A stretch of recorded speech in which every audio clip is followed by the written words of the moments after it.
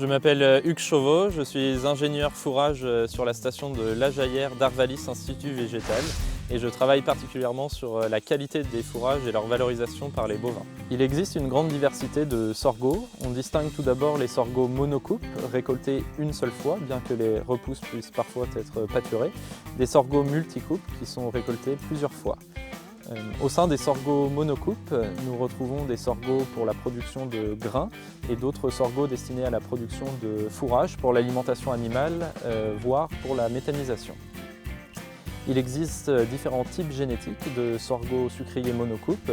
On retrouve notamment des caractères spécifiques comme le gène BMR qui confère une meilleure digestibilité des fibres au sorgho, des caractères concernant les sorgho mal stériles, donc qui ne produisent pas de grains quand ils sont cultivés seuls, et puis donc des sorgho photopériodiques sensibles qui n'épient pas ou rarement sous nos latitudes. Choisir son sorgho afin de ne pas se tromper sur le choix variétal parmi la diversité existante, nous conseillons d'utiliser la classification CTPS qui classe les sorgho suivant leur niveau de valeur énergétique.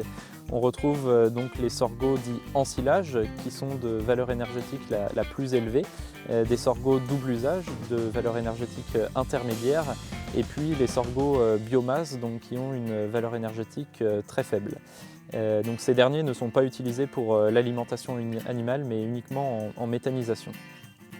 Il conviendra de choisir des sorgho dits ensilage de très bonne valeur nutritionnelle pour les animaux à haut niveau de production comme les vaches laitières ou les jeunes bovins à l'engraissement. Pour les animaux à besoins plus modérés, les sorgho double usage pourront être utilisés à la place dans la ration.